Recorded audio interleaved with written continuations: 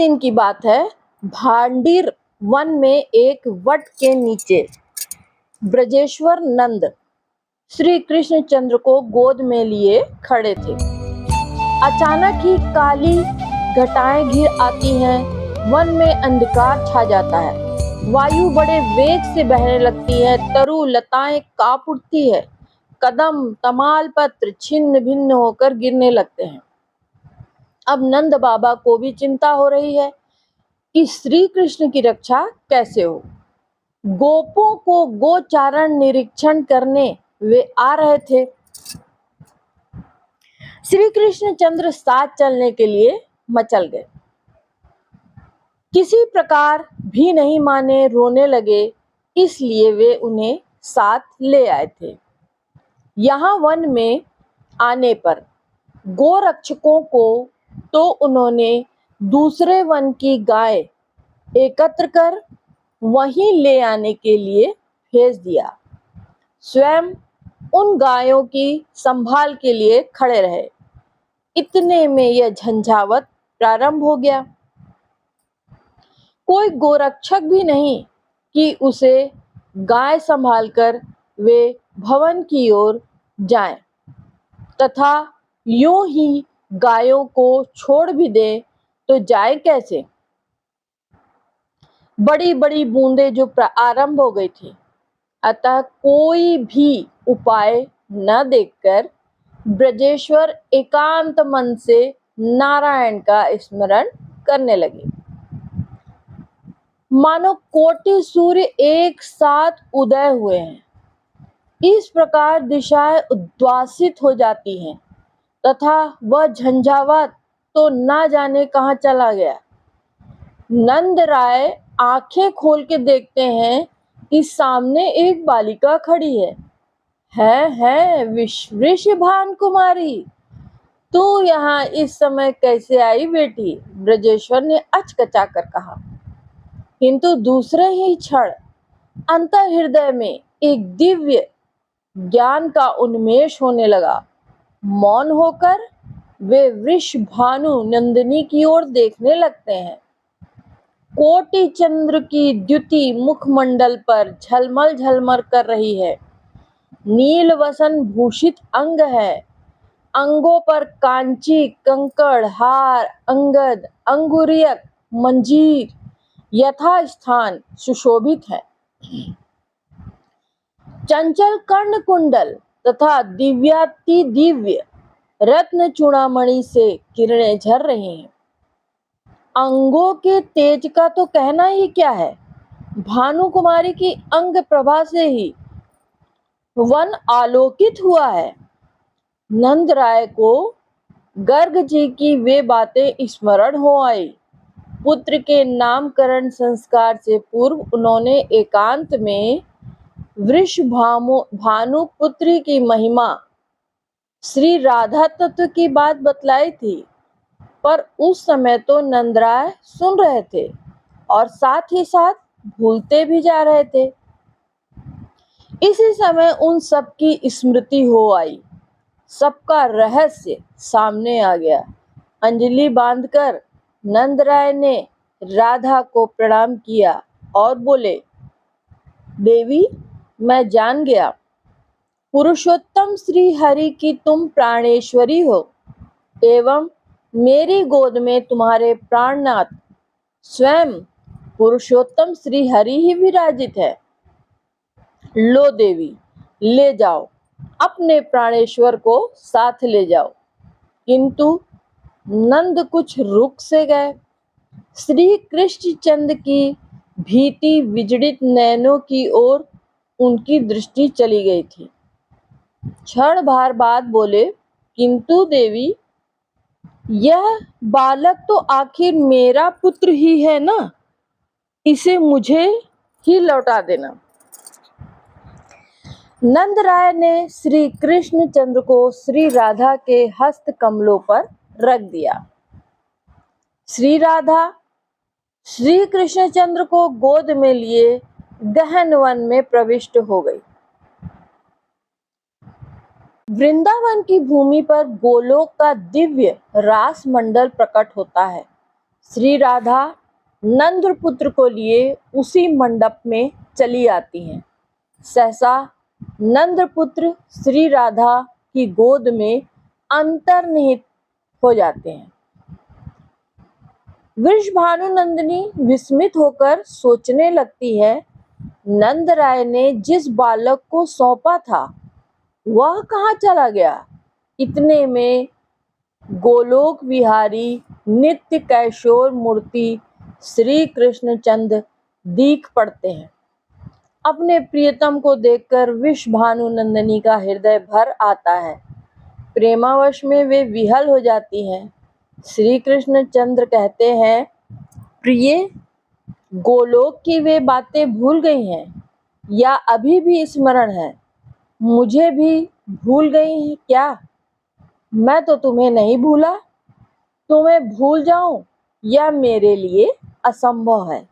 मेरे प्राणों की रानी, तुमसे अधिक प्रिय मेरे पास कुछ हो तब तो तुम्हें भूलूं।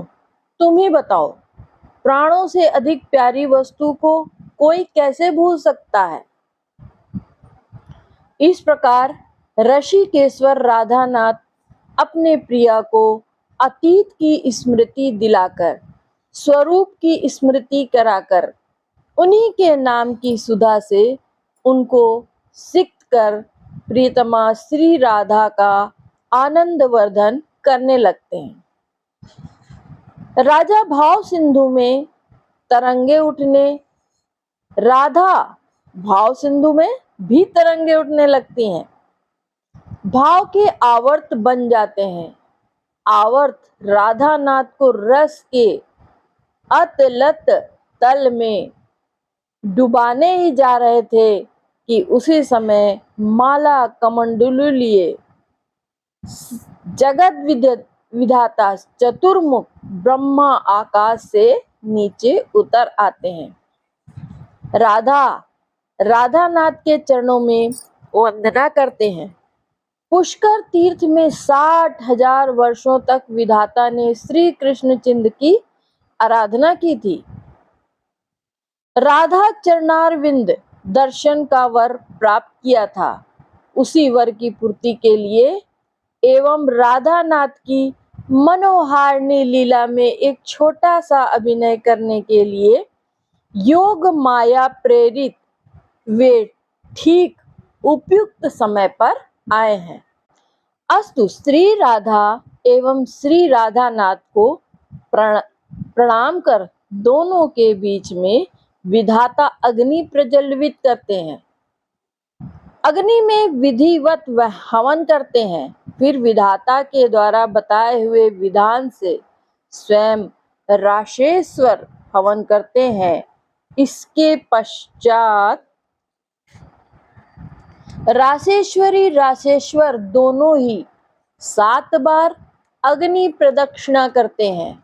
अग्निदेव को प्रणाम करते हैं। विधाता की आज्ञा मानकर श्री राधा एक बार पुनः हुतासन प्रदक्षिणा करके श्री कृष्णचंद्र के समीप आसन ग्रहण करती हैं।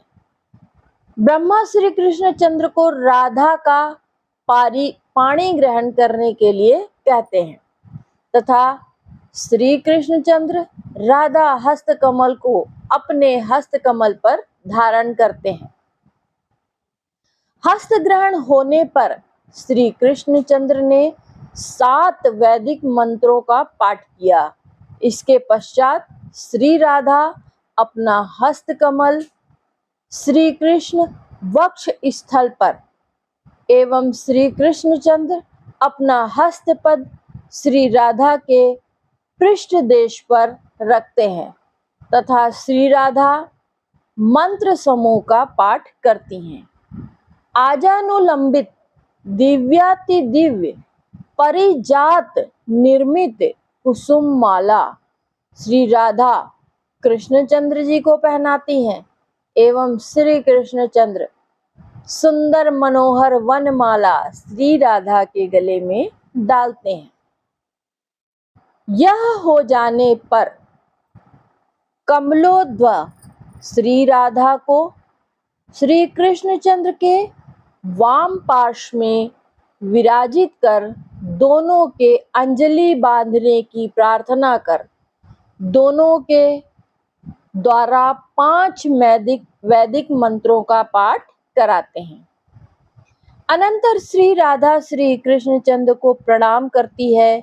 जैसे पिता विधिवत कन्यादान करे वैसे सारी विधि संपन्न करते हुए विधाता श्री राधा को श्री कृष्ण कर कमलों में समर्पित करते हैं। आकाश दुदुम्बी पटा मुरज तथा देव वाद्यों की ध्वनि से निनादित होने लगता है। आनंद निमग्न देव वृंद परिजात पुष्पों की वर्षा करते हैं। गंधर्व मधुर गान आरंभ करते हैं। अप्सराएं मनोहर नृत्य करने लगती हैं। ब्रिज सुंदरियों के सरथा अनजान में ही इस प्रकार वृषभानु नंदनी एवं नंद नंदन की विवाह लीला संपन्न हो गई। भांडिर वन के उन निकुंजों में रस की तरंगिणी बह चली। रासेश्वरी श्री राधा, रासेश्वर श्री कृष्ण दोनों ही आनंद विभोर होकर उसमें बह चले। जब इस स्रोत में अन्य रस धाराएं आकर मिलने लगी, भाव संधि का समय आया, तो श्री राधा जी को ब्रह्म ज्ञान हुआ।